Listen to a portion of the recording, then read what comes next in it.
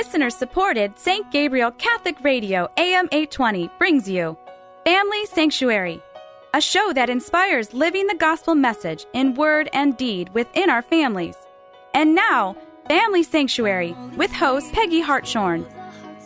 Welcome to our program, The Family Sanctuary, focusing on life-giving relationships and the family.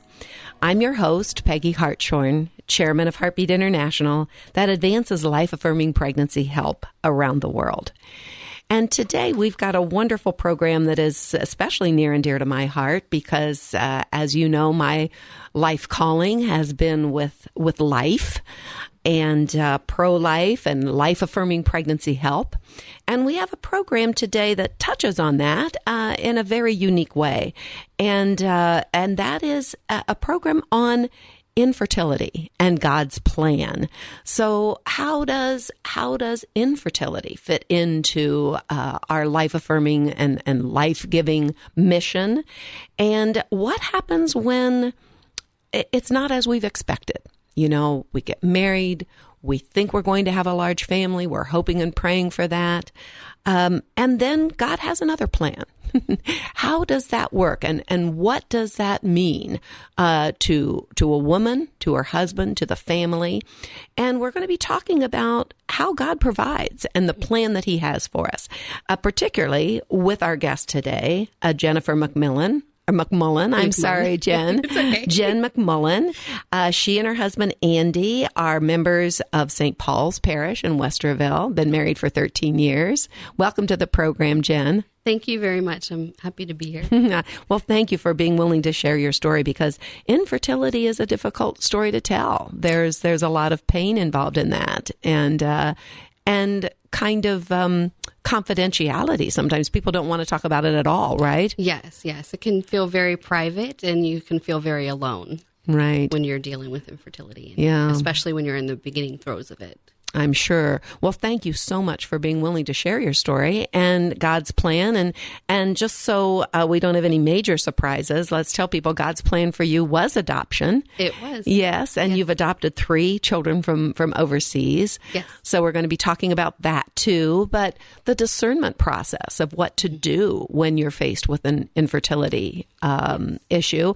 And we're also going to be talking about the kind of help and support that was available to you and that's available to other people now through a wonderful ministry that we have here in Columbus, Elizabeth Ministry. Yes. I was very glad that I found the group through Elizabeth Ministry at Westerville at St. Paul Parish. Yes, and we've had already one program on Elizabeth Ministry, and I'm so happy to have found that we have a wonderful group at St. Paul's Westerville that really helps women with any kinds of issues. The mission is very, very broad. Yes. Issues related to their fertility, infertility, adoption, motherhood, parenthood. We women are pretty complex, aren't we? Yes. We have a lot of details we have to go through. That's right. what we have going on. And we love help from other women. And of course, Elizabeth Ministry is based on that beautiful model. Yes. Of helping each other and just supporting each other in the situation that you're in. Right. And having that support is very special. Sure. And just like Mary ran to Elizabeth's side, and what help could she provide but herself? And so what a great model. And I'm so happy that you're involved with Elizabeth Ministry. So we'll talk a little bit more about that as our program progresses. But let's start, Jen, with your story. In your case, you actually suspected you might have an infertility problem before you even got married. Yes. And so even before we got too serious in our relationship, we talked about all these things. We talked about our faith. We talked about, all the financial things like that, but especially children, and hit, my husband's expectations of what our family life would look like if we were to get married. And so I just prepared him and said, with my medical history, I may have issues with conceiving. And we had to know we were both open to adoption. So that was something that may have not, if he wasn't, then we might not be together and we wouldn't be the family we are. But luckily, he was open to adoption too. And we discussed even if we did have biological children, even maybe going, and adopting children as well. But luckily, we were already kind of prepared. But you'd think being prepared, you'd be better prepared when you're actually in the situation. You but were you're prepared not. intellectually, maybe. You were had prepared talked about intellectually, but just the emotional part of it is. I don't think you can prepare for that. So that's an interesting point. But it's a very important topic, parenthood. What are your expectations about children? These kinds of things, it's crucial to talk about before the marriage. So I'm so glad you at least had a little bit of a foundation before you had to face the emotional aspects of it. Yeah, I think that's very important when you're going into a marriage, is saying, what are your expectations? And your expectations change with marriage. I mean, you might say you want 10 kids and then, you get into the marriage and you both, again, pray on it and talk about it, and it changes. But I think... And of course, God's plan is God's there. plan always is the main plan. That's right. So you kind of have to follow that. But just kind of, I think it's very important to talk about, are you open to children? Are you not just biological? I think because you don't know where your life would lead. And Sure. I think you have to have that discussion. That's wonderful that you did have that before you were married, so that when you were open to life, you were praying for children in your marriage, and the infertility issues came up. Yes. All right. So let's talk about some of the physical and emotional issues that you had to go through at that point, and where you were able to find some help. Yes, I think it's hard for people to, when you think infertility, you only think, oh, you just can't have kids or you just can't get pregnant. But there are so much medical things behind it that you don't want to always share, and it's very private. I think that's one reason why we don't talk about it as much. And so I did have to go, the infertility is on my side of things. And so I have had medical issues, and I knew, and my family knew, but at the same time, it's like the emotional part of it, you don't, and the spiritual part of it, you question God. You sometimes can get angry, and you have to really find the faith. And it was hard because there wasn't a lot of Catholic, support and resources available when we were going through, especially the beginning stages of. Was Elizabeth Ministry there at that point? No, it was not. It's not at the very beginning. It was several years. It was after we adopted our first son, when the group was started. Yeah. And that's so you didn't have Elizabeth Ministries at that point? No, we didn't have Elizabeth Ministry. And you looked for Catholic resources, like Catholic books, Catholic websites. There were some blogs that I found, but sometimes when it's a blog, and instead of supporting each other, it can a little bit bring you down into that despair mode. Because you're not getting to have the interaction with the other person. And sometimes you're just going with a blog, it's like you're just blogging your life, so your day-to-day feelings. Right. So it's not necessarily like... It's not providing solutions or particular hope. Right. And so there wasn't a lot, and my family tried to support me, and our families came together and tried to support us. But again, it's that no one else in my family had gone through this. I didn't have someone in my life who I could turn to, to go over our woes, to go over our hopes. And even to go over, I suppose, the alternatives that you were looking at, which would either be not having children at all, or adopting. Yes. Or, of course, there are infertility alternatives that the Catholic Church does not support. Right, because it goes against our beliefs in life, in bringing life. In vitro fertilization, primarily now, fertilizing the egg outside the womb, in vitro in a petri dish, and then implanting that in the womb, of course, which can result in embryos that are abandoned, that are allowed to die, that are even selected.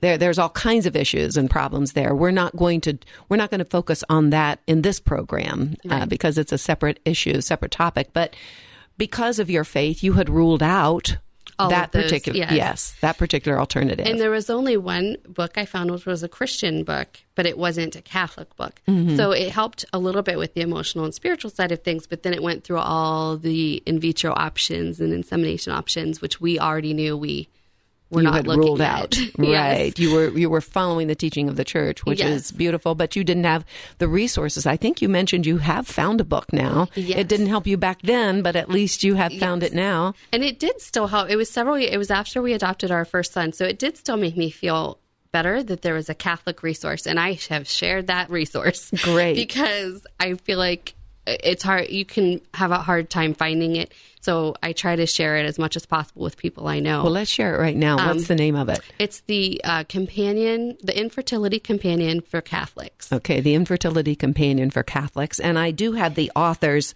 They have little difficult names for us Anglos here. Some beautiful names. Angelique Ruhi Lopez and Carmen Santa Maria. Yes. I hope I've said those correctly.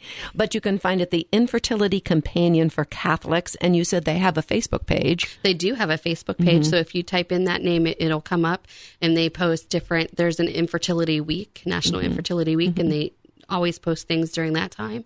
And just different stories or thoughts about infertility. And sometimes it's just good to have that reassuring, from other people, and hope, or if, hope and healing, which their book talked about as well. Good. And I think one of the important points about your story, Jen, is that because the infertility issue is on your side of the couple, yes, the couple relationship, and yours is a physical issue. There are physical issues that you still have. Yes. I mean, having these beautiful children through adoption didn't resolve the physical issues that you go through every month. Right. And so I still have this little ache that I will not, every month I feel like, okay, I'm never going to experience. And it's a realization still every month that I'm not going to experience that. But then my kids wouldn't be who they are. So it's like this, I'm still healing. And because I am still in the procreative age group, I still have that little ache. But I know each time it gets less. And I love my kids. And like I tell everyone, they would not be the kids who they are with that. Their stories made them who they are. Sure. So and their stories began even before us. So, their background and where they came from has shaped them also. And we'll talk a little bit more about your children as the program progresses. But I think you make a wonderful point that for a lot of infertility issues, the physical problems remain, even if you have adopted children. God's provided an alternate plan. You love those children. So the pain, the need for healing is not related to not having children. Right. It's not the emotional side. It's just knowing that you have this medical condition. And I think we forget, when people approach you about infertility, you just need to, settle down or calm down or relax. And, and it's like, you have no idea what and it's because it's hard to share because that's people's vision of infertility is just, you just can't have biological children. Yeah, they don't think about the physical issues involved. It's deeper, and it can be, it can be painful. It can be aggravating and frustrating what you have to go through. And as a Catholic, it's also very difficult to find a doctor who can help you in align with the Catholic teachings, right, and what treatment you get. Right. And so that was another issue, and can still be an issue even after, obviously I have kids that are adopted, but I still have to find that Catholic doctor who will keep me in line with the teachings. Sure. And let's mention again the Elizabeth Ministry in St. Paul's, Westerville. If anyone's listening who is suffering from infertility, would like more information about adoption, would like some referrals for Catholic physicians that could help you, Elizabeth Ministry, that's what Elizabeth Ministry is there for. One of the referrals that we wanted to give, because we've had several programs here on St. Gabriel as well, about FEMM, FEMM, femhealth.org is one pro-life medical referral that does help people with infertility. Cannot solve all infertility issues and problems, that's for sure, but is a good resource for medical care, femhealth.org, FEMM. And of course, we want to refer to Elizabeth Ministries at St. Paul's in Westerville, which is open to people listening here. If you can make it to St. Paul's, if you can call the number, you can be matched up with someone who can help you. Yes, and just support you. We don't try to take the place of a doctor or counselor, but we have been there. I have been there. So if someone, and you are there still, as you mentioned. And I am still there. Mm-hmm. And so if you experience that, I coming into Elizabeth Ministry, I found some support. And it's nice because now I do have a family member who is younger than I am that started having infertility. And she says to me, your story has helped me. Oh, that's great. And so those kind of things, that's what we as Elizabeth Ministry are trying to do. Right. So St. Paul's number, St. Paul in Westerville, is 614-882-2109, 882-2109, and just ask for Elizabeth Ministry, and they will give you the contact information for Colleen, who's in charge of Elizabeth Ministry. So we do also have a program in our archives, and we'll be having additional ones with Elizabeth Ministry there. So our guest today, I want to reintroduce our guest, Jen McMullin, married to Andy for 13 years, and they have 3 adopted children. They're members of St. Paul's in Westerville. And Jen, you are one of the members of the Elizabeth Ministry that will work with other women with any kinds of issues related to our fertility. Yes. And I tell you, God had a very complex plan with women, didn't he? He did. Our fertility is a beautiful gift, but it's very, very complex. Mm-hmm. And medical things can go wrong. There are issues and problems that we have to face, but God always provides. And one of the interesting points in your story, Jen, that I'd like to focus on as we go into the next part of our program is the discerning process. I think this is an excellent point you make. When a woman or a man, a couple, has infertility issues, and it appears to be impossible for them to have their own biological children, although, as we mentioned, sometimes, like in the case of Elizabeth, it's almost a miracle. Yes. They do have a baby, but they're discerning. It appears to be impossible. Right. And so one of the interesting points you made was that not all people who are trying to follow the Catholic teaching turn to adoption. God or God doesn't open those doors for them. Mm-hmm. That's how he did work in your case, and we'll talk about those 3 children, beautiful children you have from overseas. But what's in discerning? You mentioned there. People can also discern spiritual parenthood. Yes, to be spiritual parents. I think it's hard.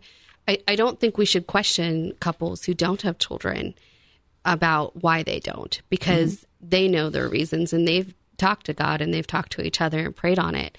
And so not all infertility couples are called to adopt. Sometimes they're called to be good aunts and uncles, godparents. Sometimes they could get involved in organizations that help children. If not foster care, other organizations that provide meals or clothes or things like that. And that's how they get their fulfillment in being parents, is through spiritual parenthood. Mm-hmm. And I think it's important to remember that.